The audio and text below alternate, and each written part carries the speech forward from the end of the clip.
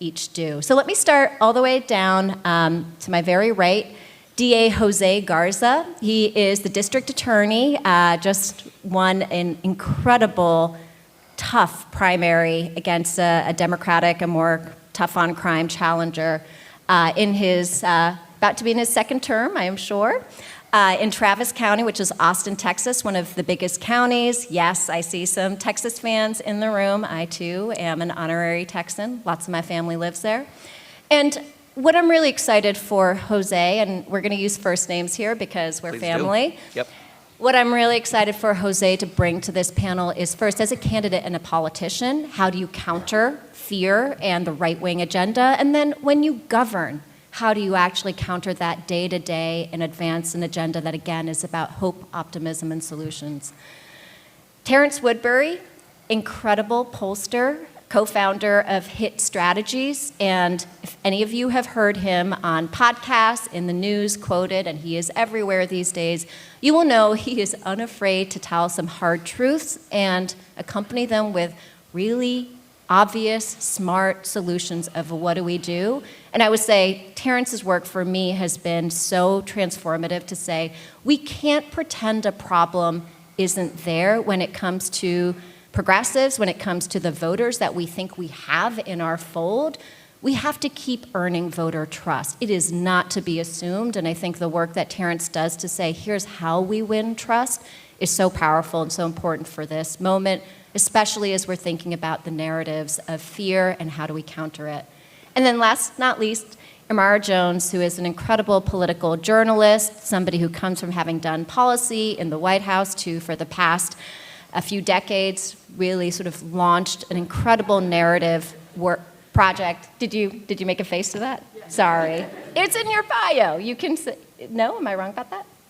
I mean, what's a decade? But we'll just come to that. Oh. It's time. But let's talk about what you are doing now, Imara, which is an incredible narrative project to really own identity, to fight back against transgender, fear-mongering, and to just more broadly really advance, like, how do we tell narratives that tell the story of America, our opportunity, our hope, and that include all of us. And so narrative change is so important to this conversation because we know this. We are winning on policy. We have policies that when we poll voters, we win every single time, and yet the narrative that needs to accompany policy isn't there, and there's a lot of reasons for that. So with that, Imara, I'm actually going to start with you, and you can talk about what you are doing now as opposed to something that is a few decades ago or a decade ago.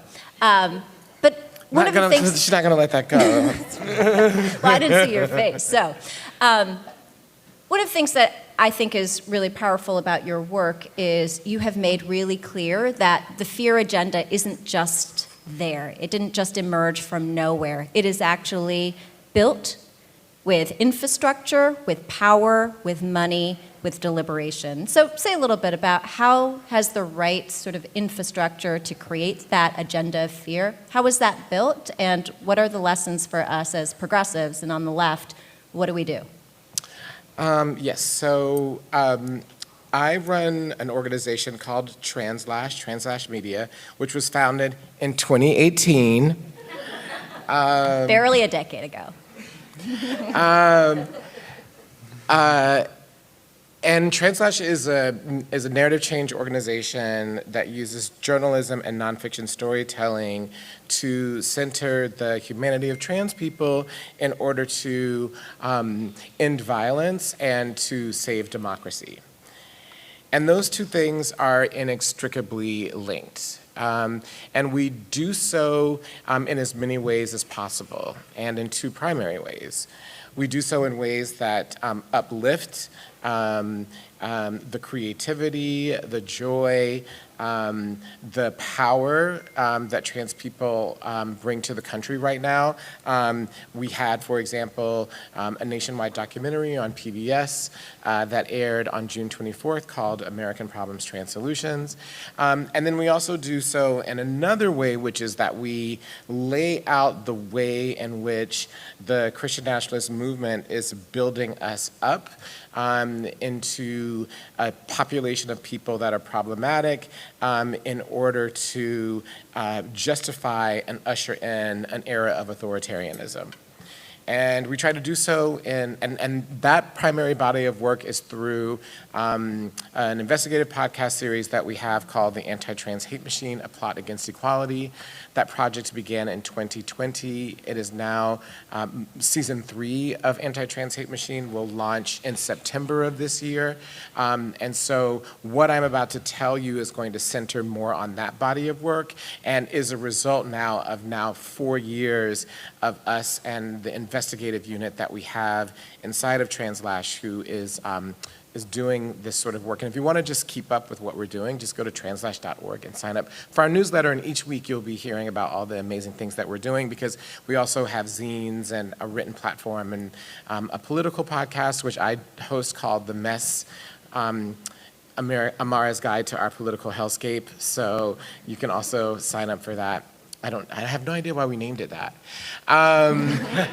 It's random.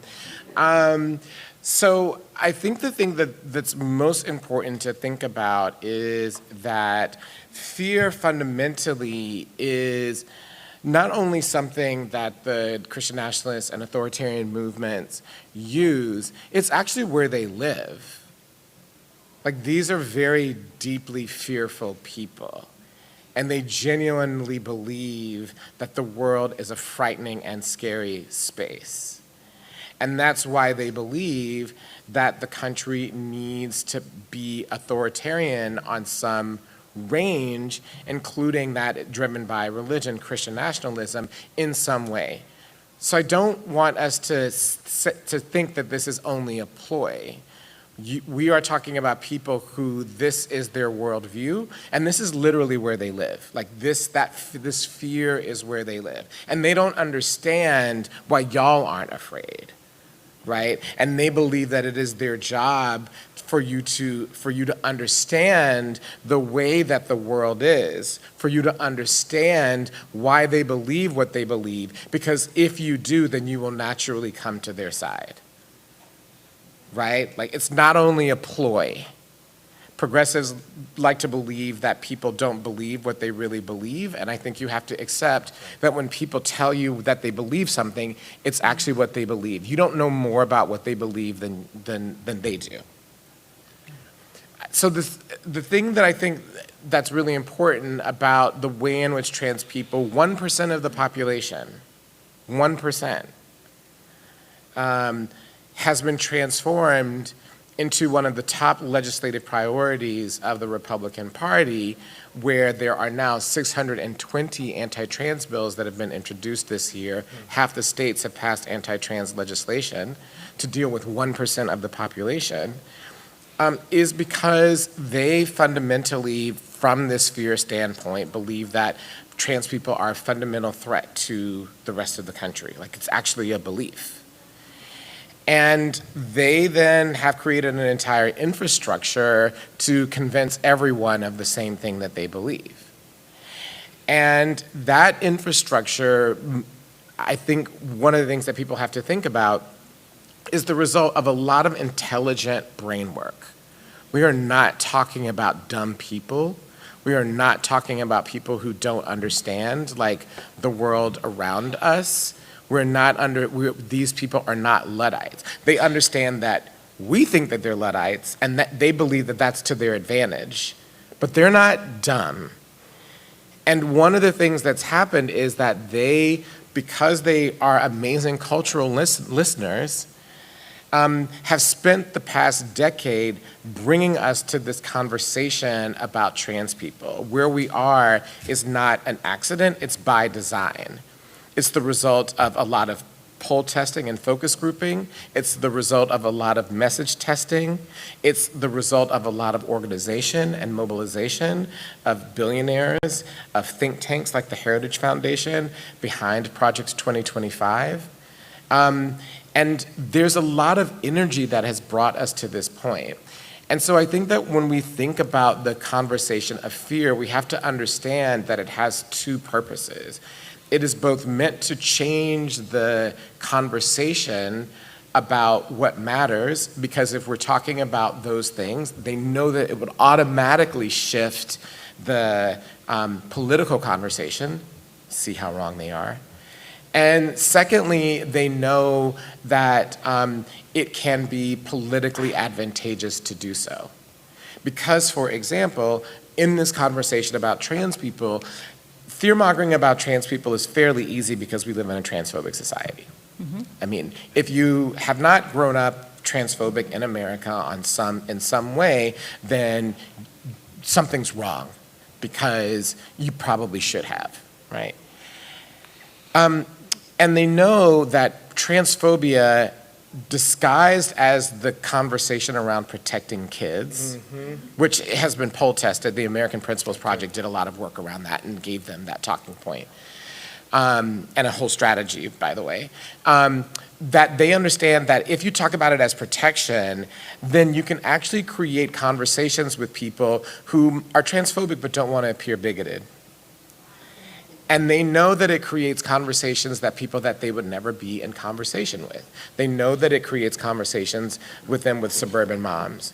They know it creates conversations for them with a whole host of a part of the lesbian community in the United States. They know that it creates conversations with Black churches and evangelical Latino churches that they would never, ever normally be able to be in conversation with. And they know that they need some small groups of those people to win.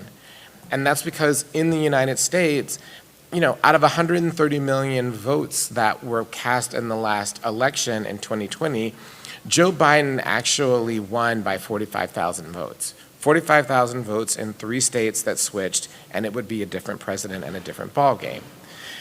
And so the electoral strategy of fear around issues where you can mask what you're trying to do will allow you to shave off just enough votes in order to win.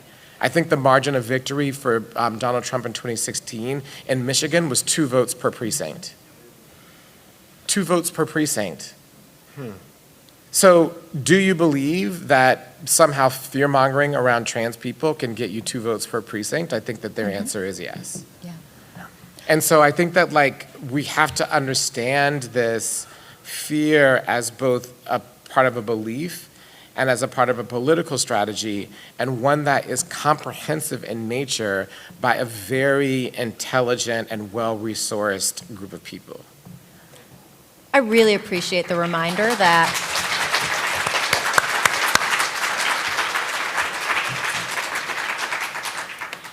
and it's sobering that it's not just a ploy, because I think you're right. Many of us treat it like a ploy, and so there is just a political strategy to unploy that, but that actually it's much deeper than that.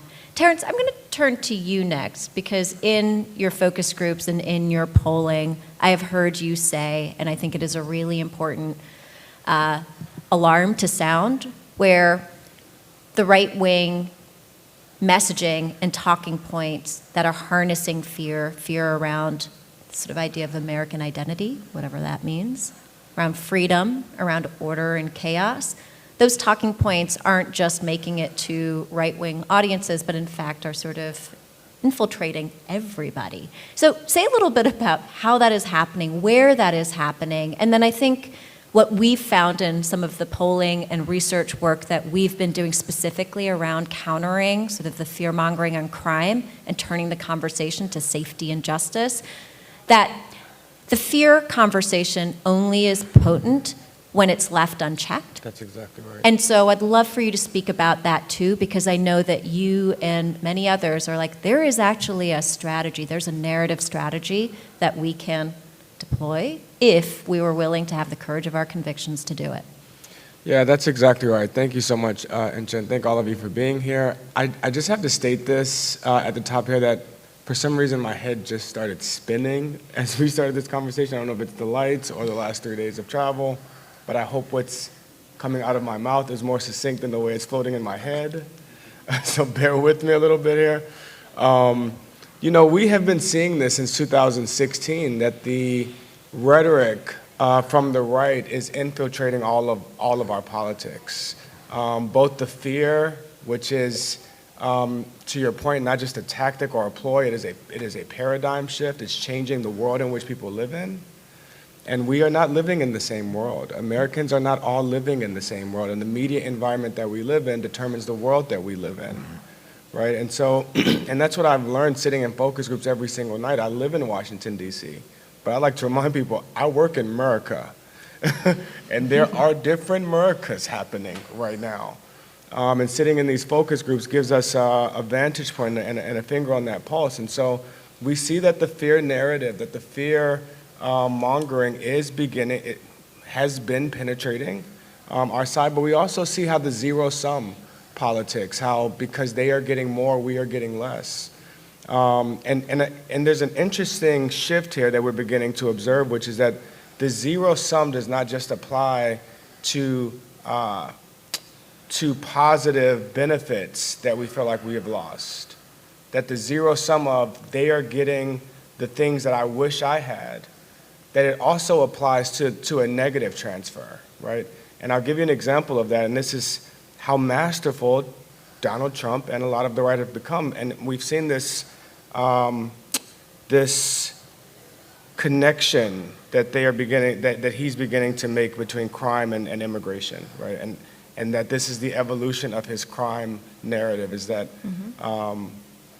you know, it is immigrants that are inflicting this crime on our communities. But what that has even done in the black community is, see, look, it's not us, right? That's the zero-sum transfer of the negative implication, that if it's them doing the crime, then it's not us doing the crime. And so we have to continue to combat this in all ways. And I do want to give some credit because we have seen a narrative shift in this country, especially since the summer of 2020.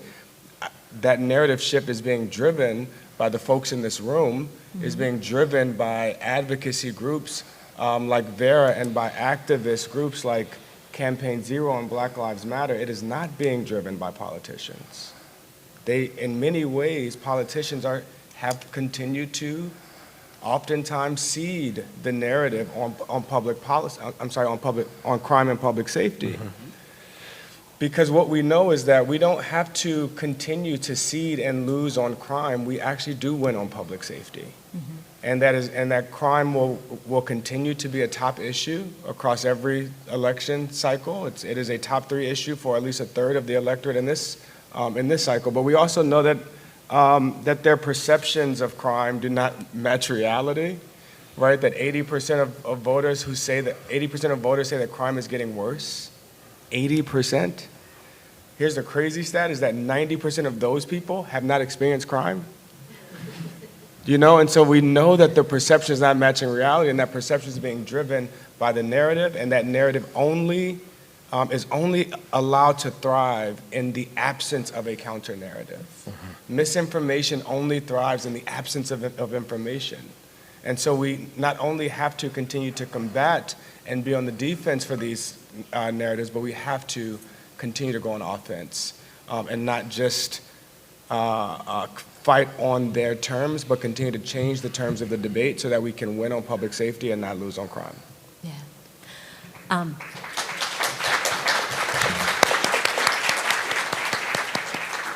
Also, if you're not feeling well, this is a place where you can go, just take care of yourself first. That's important. I appreciate it. Yeah. That's such a great setup for Jose, for the DA of Travis County, because to that point of, you know, playing upon fear and this fear of crime, which is really about safety, right? We all want fundamentally the freedom to be safe.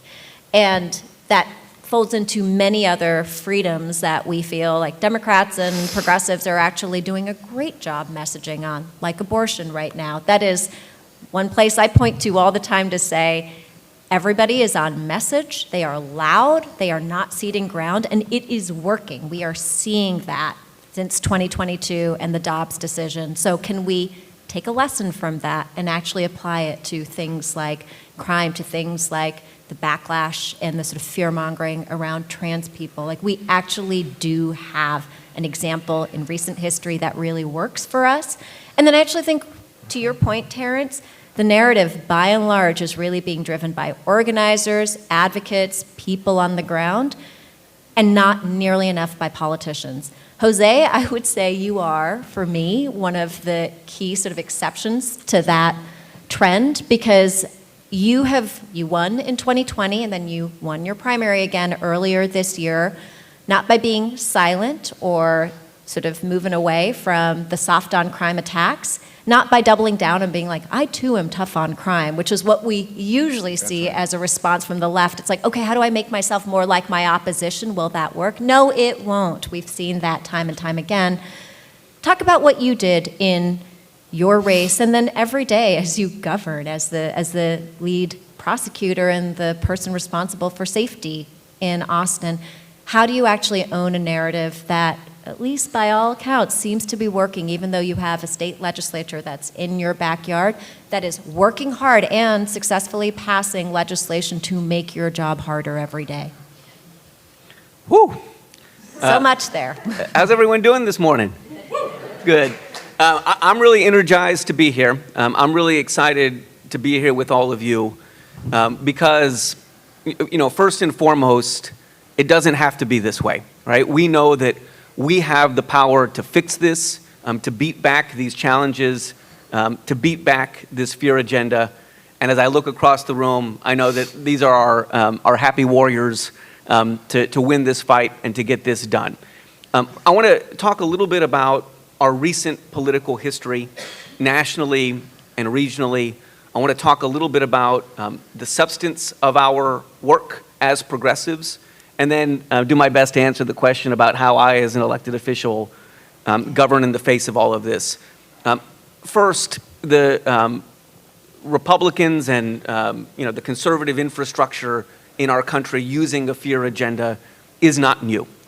We have to acknowledge that they have used that agenda to devastating effect for about the last 200 years. But through the course of those last 2 centuries, we have had significant forward progress. We have won significant gains in the face of that onslaught.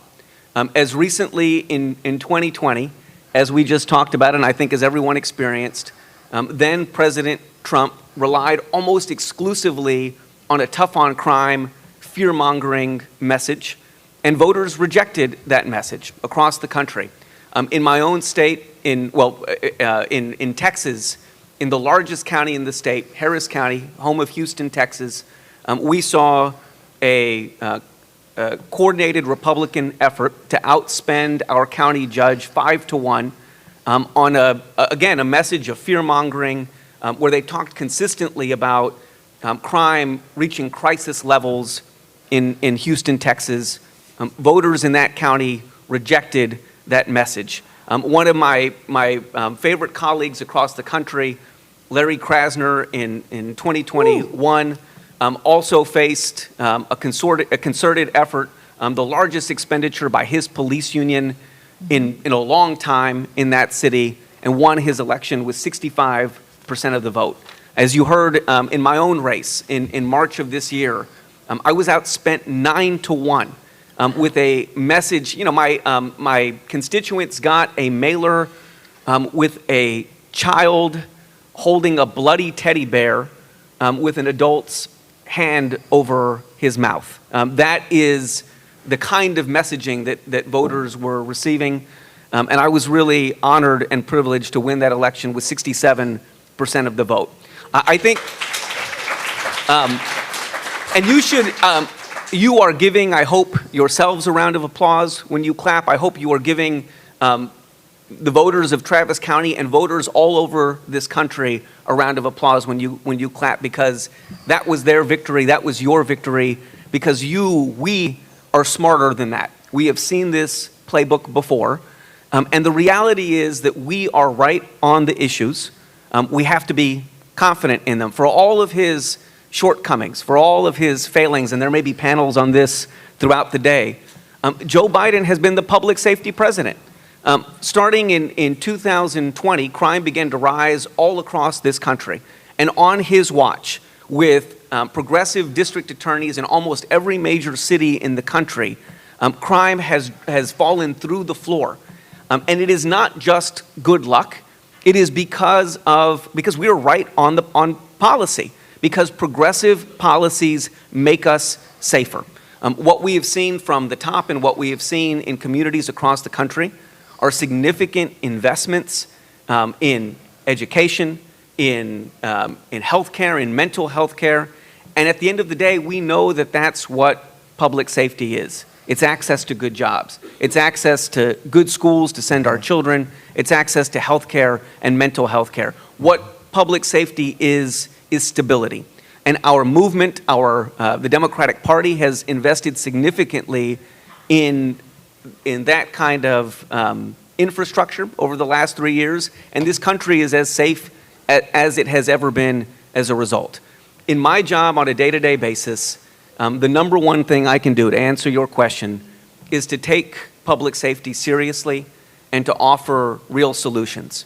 For so long, we have heard the same tired message from our opposition. We have received the same tired solution, which is that if we want to be safe, all we have to do is lock up more people, and by the way, almost exclusively people of color and working class people, and we have to lock them up for longer. And if we do those things, we will be safer. We know that that is false. We know that that is a singular policy solution, has failed, and we know that our approach works.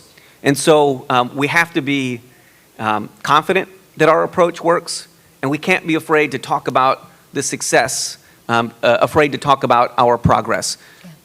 Gun violence poses a real public safety threat all across this country. It's why in Travis County we adopted a comprehensive plan that both invests in data-driven, community-based solutions and improves the ability of law enforcement to solve gun crimes. We know that domestic violence poses a real public safety threat to far too many people. In my community, a plurality of all homicides arise out of domestic violence. And it is why we started one of the first in the country program that begins to address violence in the home at its root, at its cause, so that we can address this challenge. We know that the underreporting and under-prosecution of sexual assault is a real problem in this community, is a real threat to our public safety. That's why we worked with survivors of sexual assault in my community to make sure that survivors are treated with dignity and respect, and so that we can improve outcomes. Progressive policies improve public safety, and we have got to lean into that.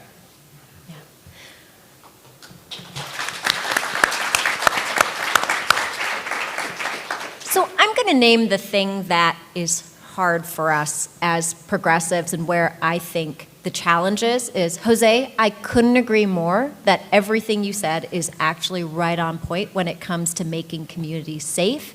But Yet the overall narrative that the left has on this issue of how do we own that we have real solutions, that we know what works, it's either silent because we are so afraid of being called soft on crime for actually having a different message that is not tough on crime, but is about safe communities. And likewise, we often retreat and are afraid when other issues of identity and sort of culture come into sharp relief, as opposed to leaning in and actually appealing to the humanity of all of us, because everybody can feel it and see it when you name it, but that's where fear actually hampers us. And so, you know, one of the things I'll just give a plug for some of the research and the polling and the messaging work that we have been doing through Vera Action. Terrence knows us as a close partner with us on much of this research, and then we've worked with folks like Jose and other elected leaders. I think I just stole some of that messaging for this. I love it. I was like, you are on message. And then thinking through how do we actually get the right kind of narrative about what it means to be safe and to own safety. And let me just give you a couple of key takeaways from our research and just the messaging frame that we have found works. For one thing, tough on crime is something that we can date it to the Willie Horton ad in 1988, but it's actually tough on crime has been the rhetoric and the fear agenda in terms of politics and crime and the electoral cycle for time immemorial. We know this. And by both parties, the Republicans actually do not have a lock on that. It is something we have watched Democrats do and deploy shamelessly as well. And in our polling, what we've found is that voters actually don't think tough on crime works. Even voters who are very worried about crime say, I've heard that and it doesn't work because those policies feel to me like scare tactics. They are designed to make me afraid as opposed to real solutions that make sure my kid goes to school and comes home okay, that I am safe in my neighborhood, that we can lead a regular, stress-free life, just being out and about in our business. So I think it's really important to know tough on crime does not work. It does not sell. Neither party is above water, meaning neither party hits 50% or higher in terms of voter approval in their handling of crime and safety. Democrats lag behind Republicans by a margin of 10 to 15 percentage points in every poll we see, not because the policies of the left don't work when it comes to safe communities, but because voters don't hear them. The volume gap, the silence is our biggest problem. And let me tell you just how much of a problem it is. Go back to 2022 where, if you all remember, this time last year, Democrats were up in the polls because we were right after Dobbs. Voters were angry. And each Democrat running in local elections to congressional elections were up in the polls. Come Labor Day, the GOP unveils their tough on crime. I'm going to, play upon fear of crime, and that was everywhere. The GOP spent $157 million in just one election cycle in 2022 on congressional races, fear-mongering about crime. You know how much Democrats spent? Close to nothing. Like, that's just one very concrete example of the volume gap and where we only can go up if we lean in. And then the third is what we say matters. And we have tested and tested and tested a message that's as pithy as tough on crime. And here's what it is it's not about being tough or soft on crime. It's about being serious about safety. We can have safety, we can have accountability, we can have justice. That resonates, and what it does is it actually holds independent and older voters, and it motivates young voters and black voters to get out and to vote for a particular candidate because you're speaking my language. I care about justice. I also care about safety. I don't believe that it's one or the other. I don't believe that false choice. Again, fear doesn't work when it is countered with a message that is about hope, optimism, and solutions. And so as we wrap up and as we open it up for Q&A, so start thinking about your questions, and we're going to have somebody, there's a mic in the back, run around, raise your hand, jump in. I want to ask each of you, what would one thing you would suggest for folks in this room, organizers, advocates, policy folks, what would you suggest we do to counter fear in this moment, knowing that we are staring down November 5th, 2024? Anyone want to go first? You want to go? Yeah, I really quickly, I think I would say two things. I think the first thing that I would say is kind of where I ended, which is to take this seriously, right? And what I mean by that is that if you have an organizing strategy without a narrative strategy, then you're trying to fly a plane with one wing.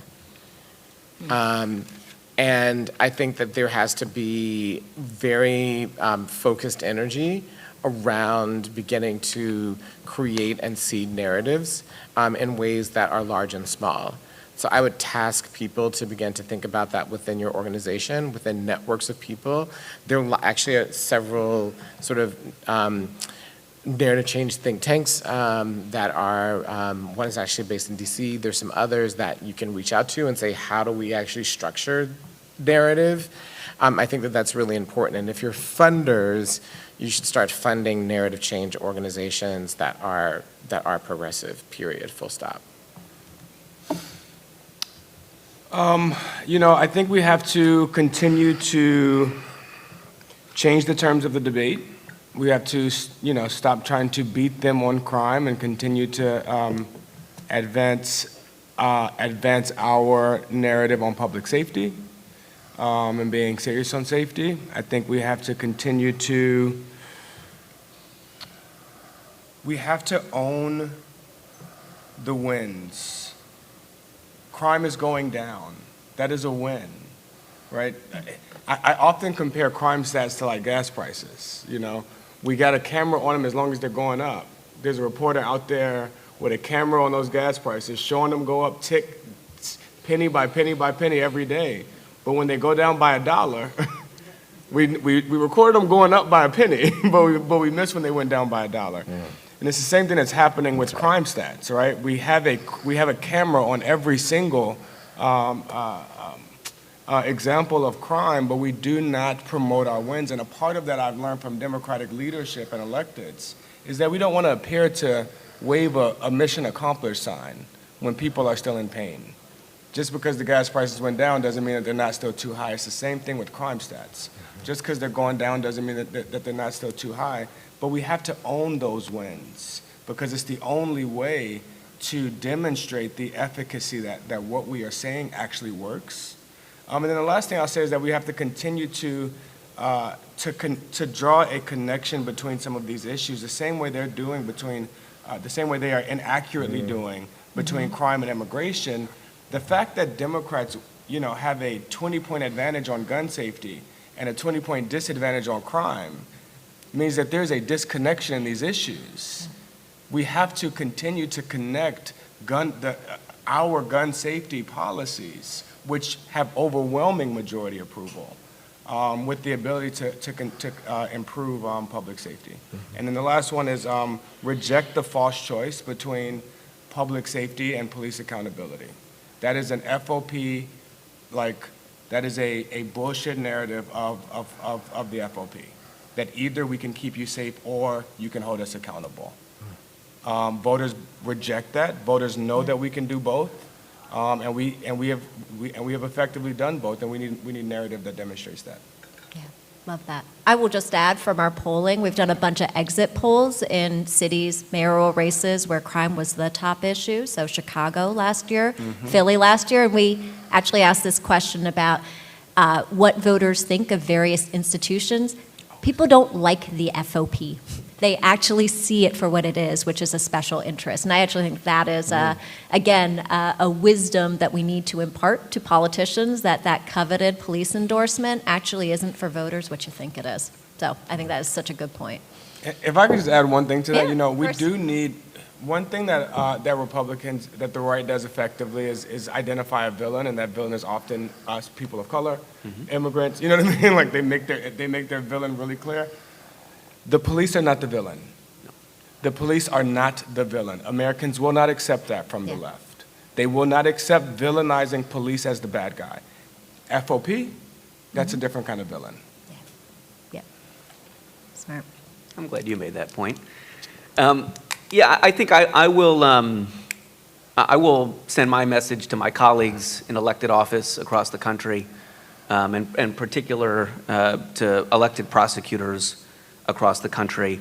And I do, just to emphasize Terrence's point, you talked about crime statistics and gasoline prices, and there's often this thought that, but if we're honest about it, do we really have anything to do with gas prices? But I do want to say this clearly. When it comes to declining crime rates, we did that. That's right. Those are the direct results of progressive policies from the national level down to the local level, and we have to lean in and own that success, in part, if for no other reason, because if we do not, and if we fail this November, all of the gains we have made will be erased, and we will see the result of those gains being erased on our public safety, on our ability to be and feel safe in our communities. So that's just the first point I wanted to make. But to my colleagues across the country, it is time to lean in, to be bold, to own the fact that our approach works, that it is successful, and I would just implore my colleagues not to retreat on public safety. So follow Trans/Media, follow Hit Strategies, shout out to folks like Jose who are standing up for what's right in elected office and leaning in on the campaign trail. And join me in a big round of applause for our incredible panelists.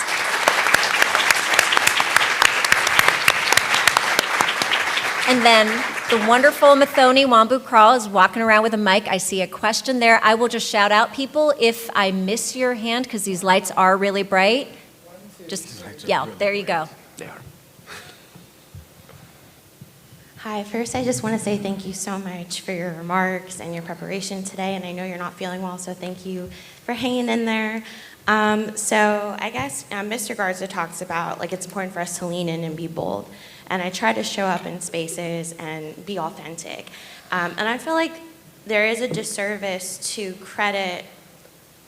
First of all, I think it's interesting. We talk about like the fear agenda and defeating it, and I'm curious to know the word progressive has been kind of thrown around kind of liberally in the room.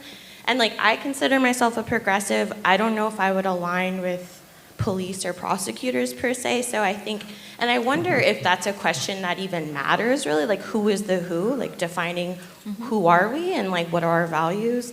But going back to like, I'm a staff attorney at a DC civil rights nonprofit, and I'm a movement lawyer where I work with directly impacted people who are impacted by carceral institutions like the DA's office and jails and prisons, and I think about the organizing wins that have led us to this moment as well. I don't know if I would credit it to like national policy solely. I think for folks who don't have privilege or the ability to be in this room today, I just feel like it's remiss to not talk about organizing wins that are responsible for public safety.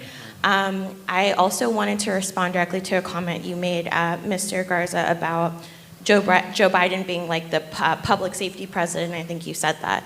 You also said that locking up Black and brown people for a long time is not a solution. Joe Biden also said, like, we need to fund police. And I guess for me, when we talk about narratives, the implications of saying he is the public safety president and crime is down, but he advocates for inflating police budgets, are we saying police keep us safe? We said police are not villains, and I'm not here to like soapbox. It's just, I'm curious. I'm leading into a place of curiosity because as a Black queer woman and the people I work with in the trans community and people who are houseless, police officers are often violence workers, and I want to give truth to those narratives as well. I'm curious to know, from your work as a prosecutor, your choice of being a prosecutor, how do you define your office's work as progressive? And maybe people who don't agree with you or people who are more left of center, where can we work together on some issues without it being a value compromise? Yeah. And thank you for my question in advance.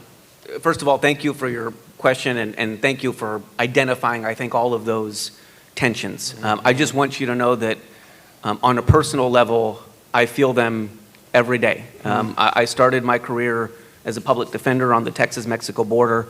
I ran a worker center before I became district attorney, but I thought it was a natural transition, so here I am.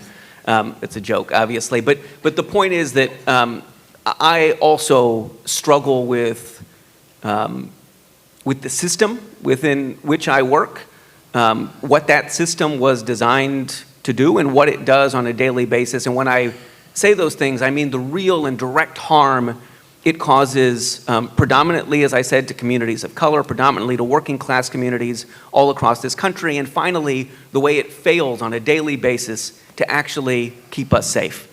The things that I identify in my office first of all, let me just acknowledge we have a long way to go. But I am proud of the progress that we have made.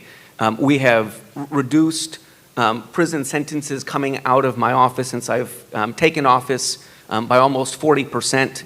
30% of all felony cases going through my office now result in dismissal.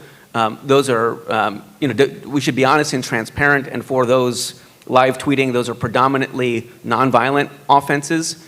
We have work to do to end our belief that incarceration is the only solution for people who engage in violence as well, and I think we're starting that process. And I could talk about this all day, so I'm going to try to be brief and would love to catch up a little bit more. Let me just tell you about two other quick pieces of work.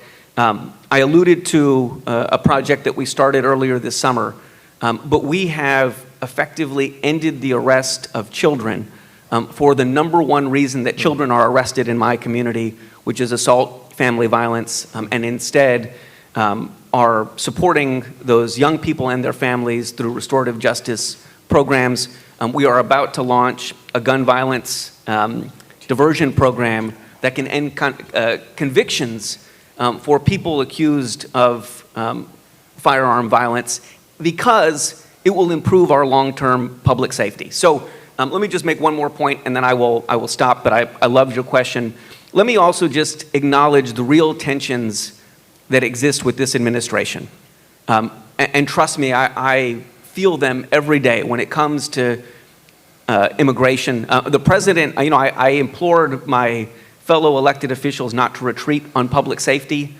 I'm not sure the president has always done that, but I'm trying to speak it into existence. And while it is true that he did call for and manage significant investments in law enforcement, he also called for and managed significant investments in community violence intervention and CVI work that I think has done a great deal to reduce gun violence and empowers communities to solve the challenges we face. So I want to be clear that please do not hear me to be saying he has been in anywhere close to perfect, but when I think about the threats looming in 2024, I feel compelled to make sure that he and we all get credit for being the public safety thinkers. I want to offer just one more quick thing there. So the State of the Union 2022 was when Joe Biden went unscripted and said, fund the police, fund them, fund them. It was the only memorable thing from that State of the Union. Let's be real, it got a ton of media coverage.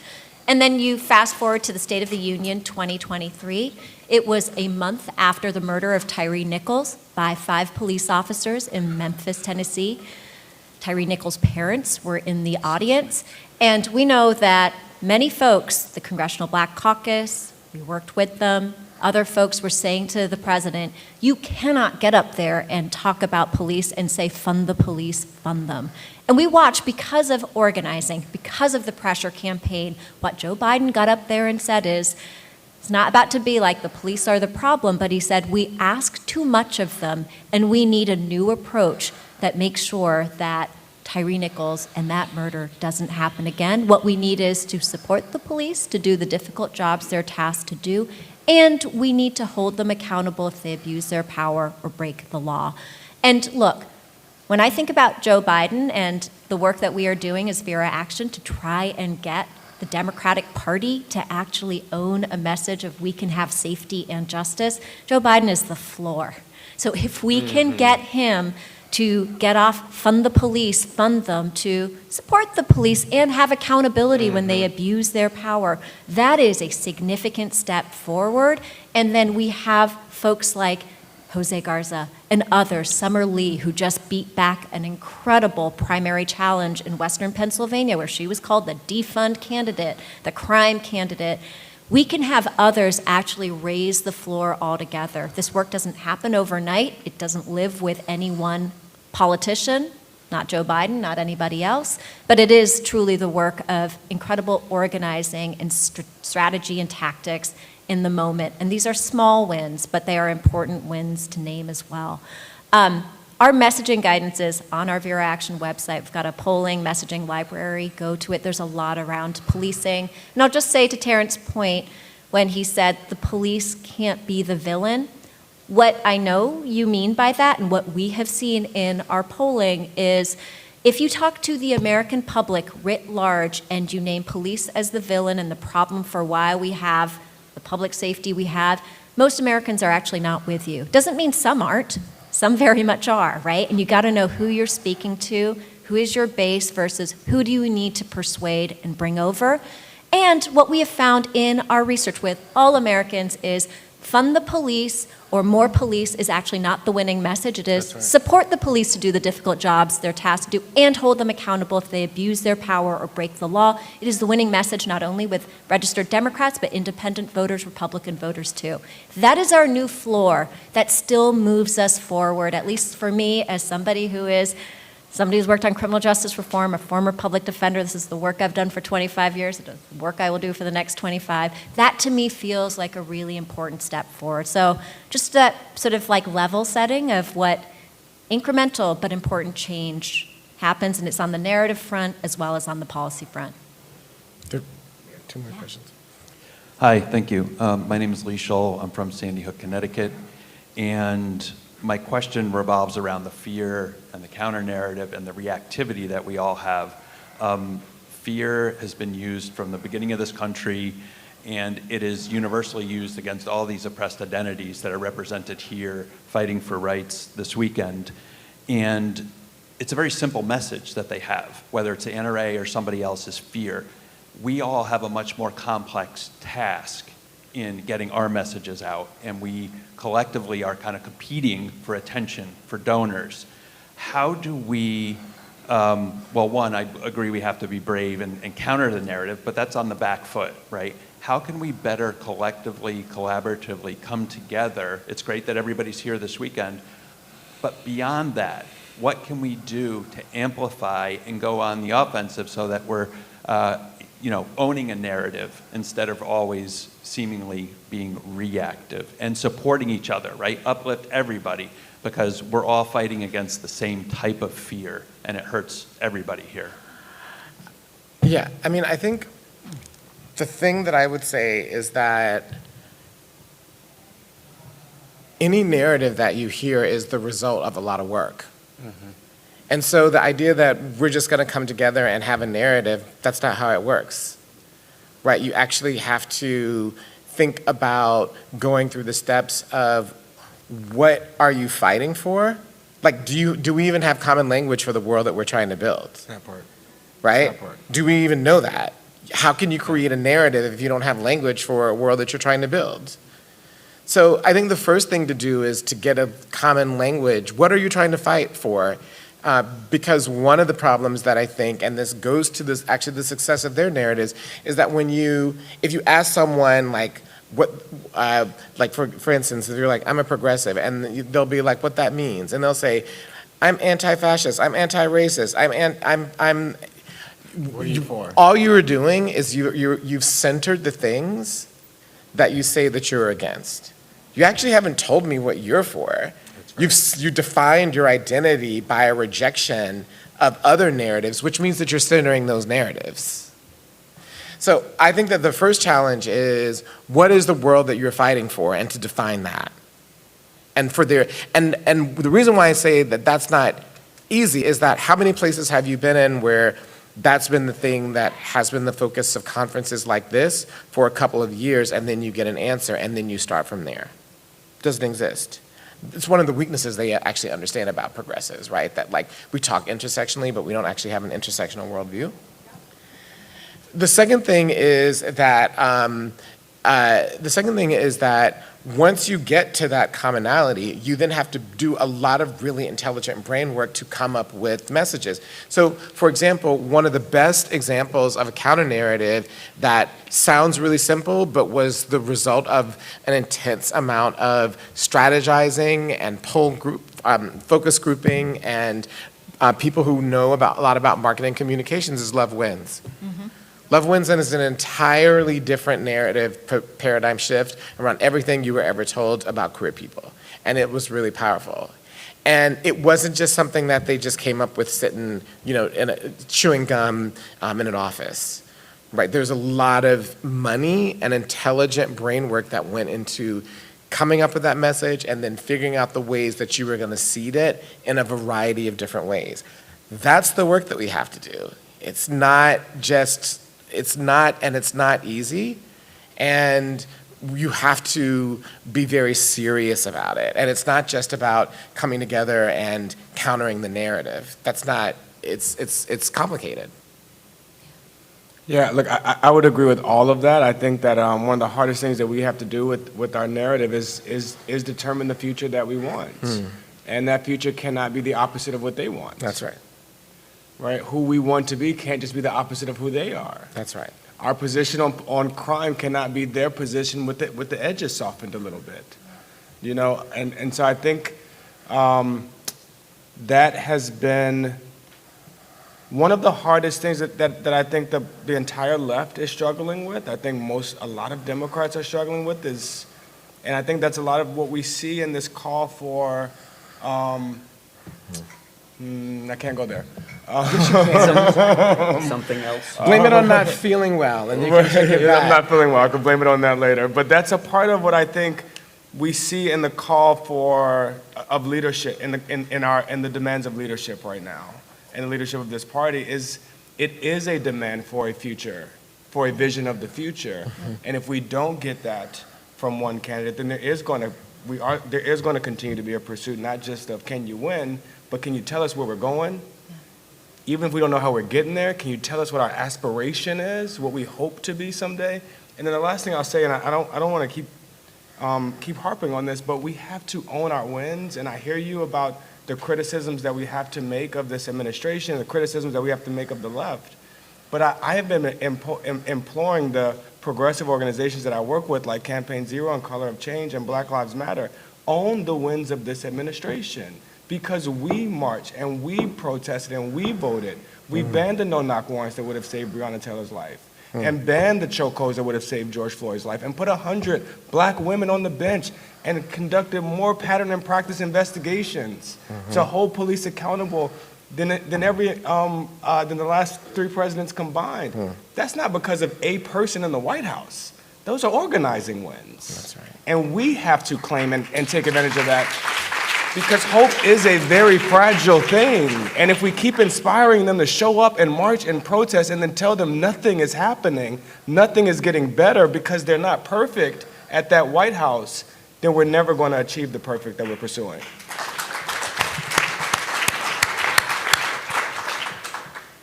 Hi, thank you so much. And also just shout out to the Netroots staff support. It's been really nice seeing them bring food. Seriously, thank you. God sent.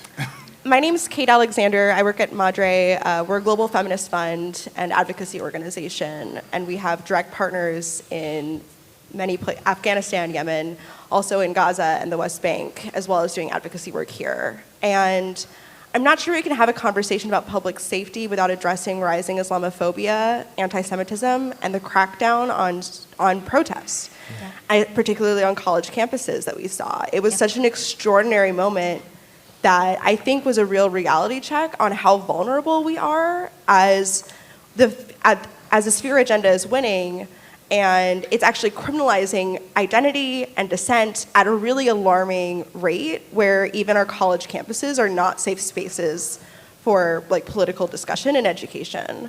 So my question is sort of going to be all over the place, but how, as sort of domestic organizers, do you think about the way that fear is normalized in U.S. foreign policy and is in fact rewarded when our politicians turn every debate stage into a bully pulpit? And how do you personally think about how the risk of the organizing work that we're doing when organizing is criminalized more and more and more?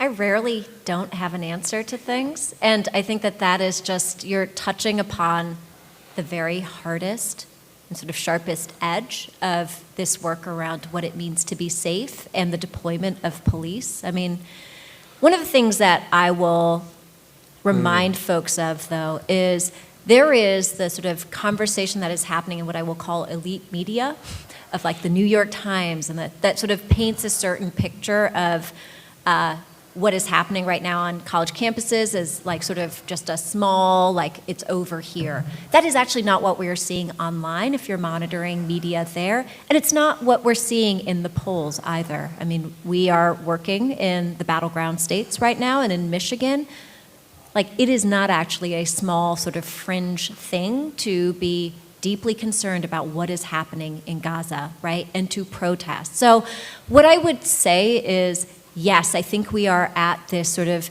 really scary precipice of where we are watching, because we are winning, the backlash come, and it's coming hard.